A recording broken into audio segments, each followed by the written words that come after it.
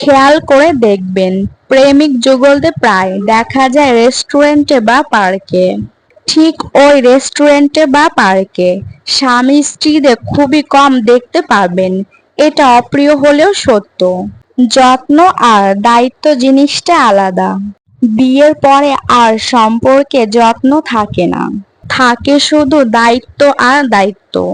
আর এই বড় বড় দায়িত্ব পালন করতে গিয়ে ছোট ছোট যত্নগুলো অবহেলা করি, যার ফলে একসময় মানসিক দূরত্ব তৈরি হয়। আর মানসিক থেকে শারীরিক। আমাদের প্রত্যেকেরই উচিত স্বামী স্ত্রীর আলাদা আলাদা ভাবে যত্ন নেওয়া, একে অপরের জন্য দায়িত্বশীল হওয়া, পাশাপাশি যত্নশীল হওয়া। আসসালামু আলাইকুম। আপনারা সবাই কেমন আছেন? আলহামদুলিল্লাহ, আমরা অনেক ভালো আছি। আজকের ভিডিওর থাম্বনেইল এবং টাইটেল দেখে, তার সাথে ভিডিওর ইন্ট্রো দেখে আপনারা তো বুঝতেই পারছেন আপনাদের মাঝে কি ভিডিও শেয়ার করব। আশা করি বরাবরের মতো আজকের এই ভিডিওটি ধৈর্য সহকারে দেখার চেষ্টা করবেন। প্রেমিকার সাথে সারা রাত কথা বলাটা ভালোবাসার পরিচয় হলেও বউয়ের সাথে এক রাত গল্প করাটাই নেহাত বোকামো।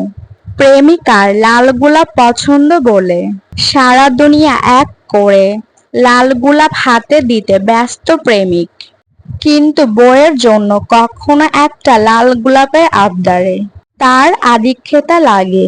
প্রেমিকার হাতে বিষাদে খিচুড়ি অমৃত মনে হয়।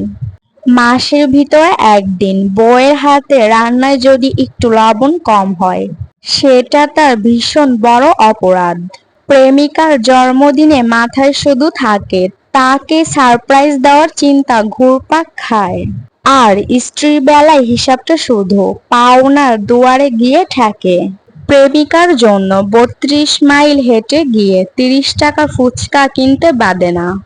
আর স্ত্রীর জন্য মাসে একদিন সময় বের করাটা অপচয় হিসাবে মনে হয়। প্রেমিকা অসুস্থ হলে ১০ মিনিট পর পর খোঁজ খবর নেওয়াটা কেয়ার বলে গণ্য। আর স্ত্রী অসুস্থ হলে কেয়ার দরকার হয় না, বিরক্ত বিরক্ত লাগে।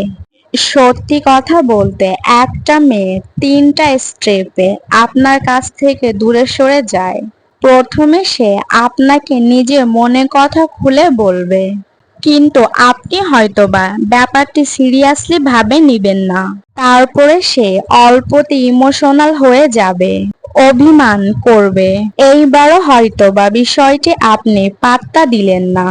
তারপরে স্টেপটা খুবই ভয়ানক, সে আপনার প্রতি অল্পতেই বিরক্ত হয়ে যাবে। আপনাদের মধ্যে প্রচুর ঝগড়া হবে। একটা সময় পরে সে একদম চুপ হয়ে যাবে, কোনো কিছুই সেইভাবে পাত্তা দিবে না। আপনি ভাববেন সব ঠিক হয়ে গিয়েছে আপনাদের মধ্যেও, কিন্তু না, হুট করে দেখবেন একদিন ছোট একটা ব্যাপারে সে আপনাকে ছেড়ে চলে গিয়েছে। আজকের এই ভিডিওর সম্পূর্ণ কথাগুলোই কিন্তু বাস্তব, তবে আমি সব পুরুষদের কথা বলিনি। আমাদের সমাজে প্রায় 80% পুরুষই এমন চিন্তা ভাবনা করে, আর তার নিজের স্ত্রীকে সম্মান করে না, এমনকি তাদের সাথে খুবই বাজে ব্যবহার করে।